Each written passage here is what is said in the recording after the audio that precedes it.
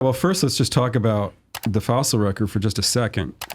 So for most of the fossil record, we just have single-celled animals for billions of years, according to standard chronology. And then around, 600 million years ago, we get a blast of what's called the Ediacaran explosion, or just call it the Ediacaran explosion. That's sufficient. And we get these strange life forms that just look like plants, and they don't have any organs, they don't have any limbs, they don't have any like eyes, etc. It's a very simple, like pincushion-like, pillow-like organisms, and they last for a while. And then around, say, you could put at different points, say maybe 543 million years or so ago, you get what's called the Cambrian explosion. It's the Cambrian explosion. And that's a big explosion where suddenly almost all the phyla, the body plans that are still in existence, suddenly appear at once. Examples of all the different body plans of animals. Okay. Bang!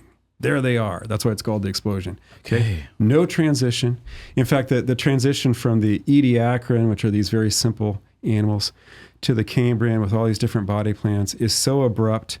There are studies that put only like a window of 500,000 years between the last time in the fossil record that you see these very simple precursors, and then boom, when you get the Cambrian animals. And the Cambrian animals are amazingly complex. They're as complex as lobsters, or many modern. That's what fish appear for the first time in the Cambrian, and some of these creatures. I mean, they don't look like, most of them don't look like things that are around today, but they're very complicated and wonderful and amazing and so on. So that's really kind of awe-inspiring. Yeah, and they just all appear at once. Okay, and Dawkins admits that. In The Blind Watchmaker, he admits that. He has a famous line where he says, they all appear as if they were just planted there without any evolutionary precursors, and creationists are delighted by this. And, I don't know anybody who disputes that this is a reality of the fossil record. By the way, I want to give a shout out to Stephen Meyer and Darwin's Doubt, because this is an entire book about this phenomena of the Cambrian explosion. Yeah, the subtitle is The Explosive Origin of Animal Life and the Case for Intelligent Design. Right, yeah. So if folks are dissatisfied with my kind of lay-level explanations, they can read Meyer, okay? And he goes very methodically through this whole process of thought and looks at all the different options. So you asked what evolutionists say in response. To not having this to fossil this record. Okay. Yep. So Dawkins says, this is a true gap. We need the fossils. The theory demands transitional fossils. They've just been all washed away, or they've been all eroded away. Right. It's just a gap. Yep. Okay. That is a minority opinion among paleontologists. Folks that actually work with the fossils probably by and large don't agree with that. Let me give an example. Simon Conway Morris, very, very well-respected biologist, paleontologist. I don't know what exactly his home base would be, but worked at Cambridge for much of his career. He's retired now. Has made some important contributions to the understanding of the Cambrian. Wrote an important paper documenting fossil fish, for example, already in the Cambrian. And Simon Conway Morris gave a virtual talk at Franciscan University a couple of years ago. They were Zooming him in, and Q&A afterwards. And I got in line, and I wanted to ask him about the Cambrian explosion. It's the Cambrian explosion.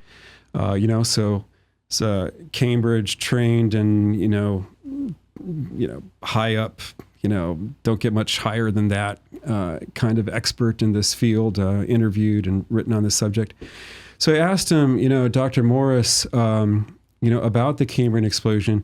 It's the Cambrian explosion. Do you believe it's an artifact of the evolutionary record, or the fossil record? That means it's only appears to be explosive because we're missing the fossils below. And And if you don't believe it's an artifact, what do you believe is the explanation? And he said, first of all, I don't believe it was an artifact; it was a real event. Okay, so that's interesting. So that kind of contradicts Dawkins. Yeah.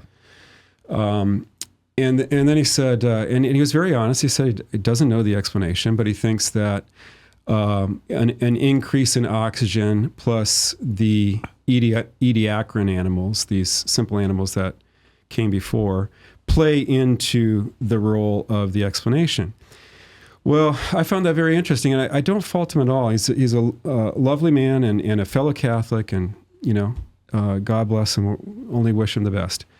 But that's not much of an explanation. Okay, a rise in oxygen levels and the ediacaran animals. The problem with the ediacaran animals, that's these simple animals that came before the Cambrian ones. A lot of folks don't believe they're related at all to the animals that come later. They believe they just went extinct, and if there is, which most people believe, whatever evolutionary trajectory led to the animals that we see in the Cambrian, it went around the ediacaran and are just, not captured.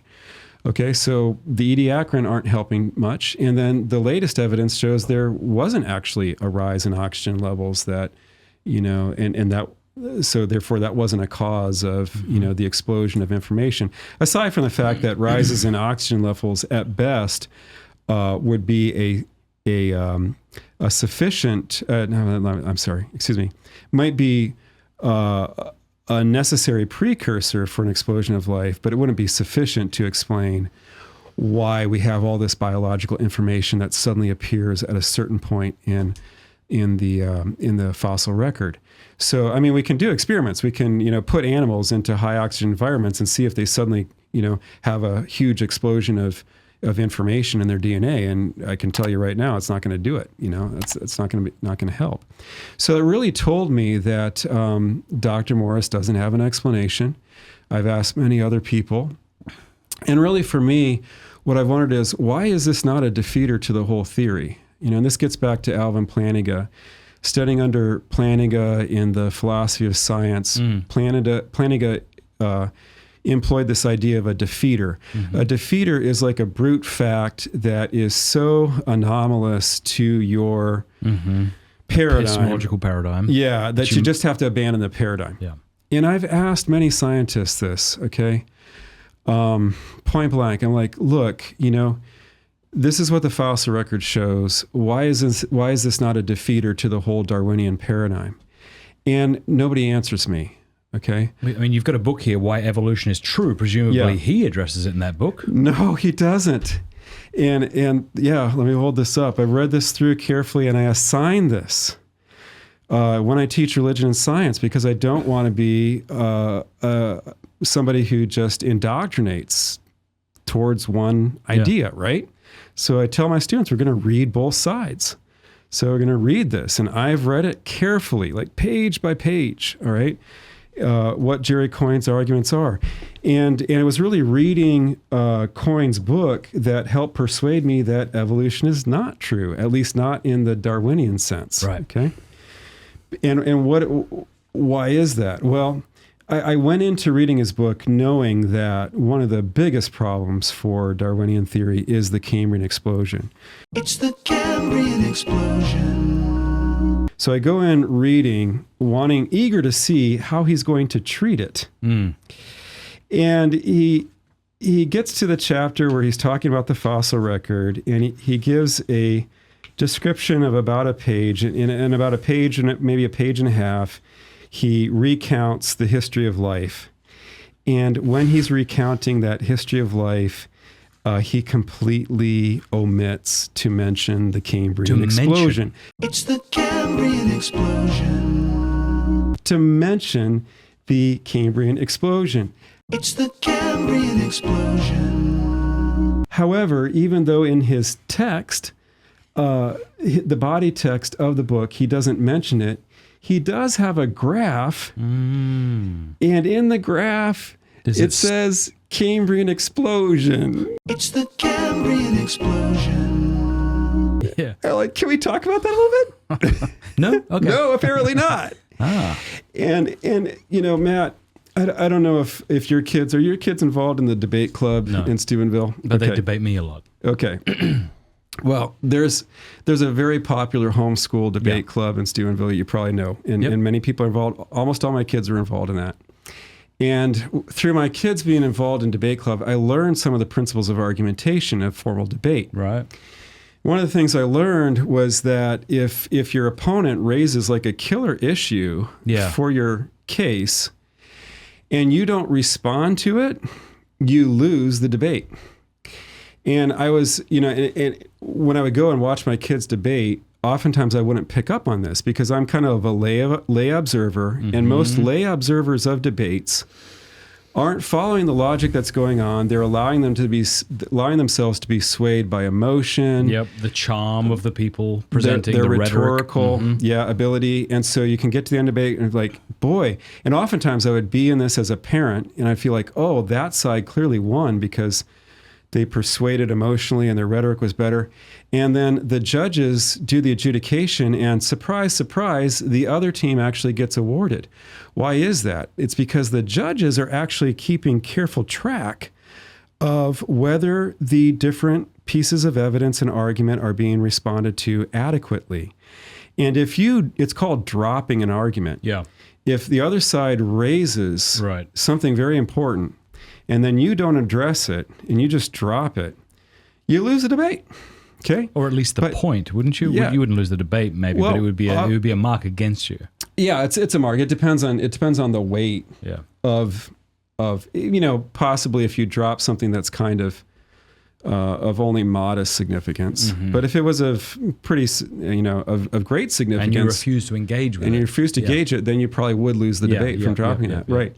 So when I saw that Coyne drops the question, drops the issue and did not address, all right, I'm like, oh my gosh, Meyer, Darwin's doubt here. Yeah. He's really on to something that the other side isn't afraid to engage. Okay? A quick objection maybe here that might help clarify this for me.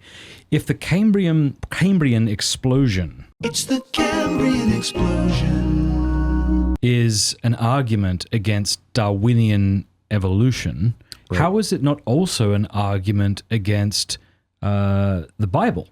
Mm-hmm. Because we have 6 days of creation. Right. You're telling me that there was a stage, and then after I don't know how long there was. So, like, what is the kind of biblical the fundamentalist? Let's to use that. I know that's a pejorative term. What's he saying then? If he thinks this is an objection to Darwinian evolution, is he saying that God created and then after a long time he created again? Like, what do they think the explosion is? Are you saying like young earthers? Good point. I don't know. I guess somebody who wants to reject macroevolution entirely. How do they view? Is that what Meyer does? By the way, does he reject?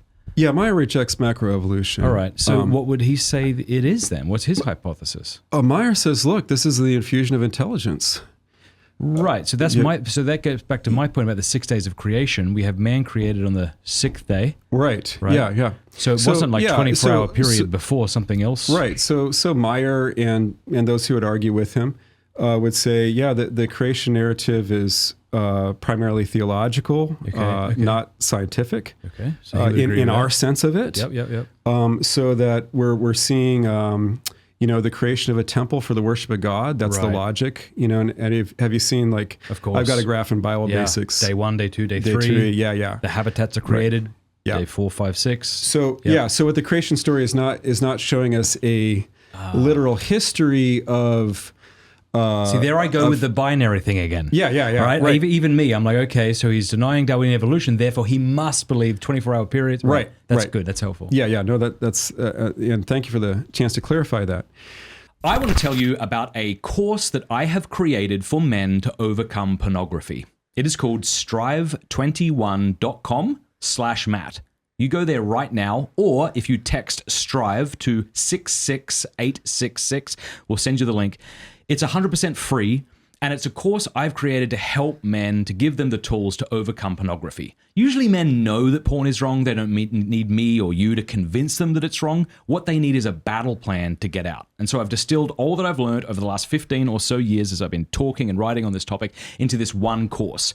Think of it as if you and I could have a coffee over the next 21 days and I would kind of guide you along this journey. That's basically what this is. It's incredibly well produced.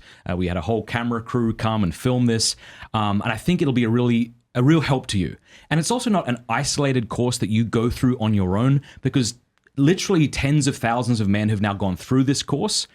And as you go through the different videos, there's comments from men all around the world encouraging each other, offering to be each other's accountability partners and things like that. Strive21, that's strive21.com/Matt, or as I say, text Strive to 66866 to get started today. You won't regret it.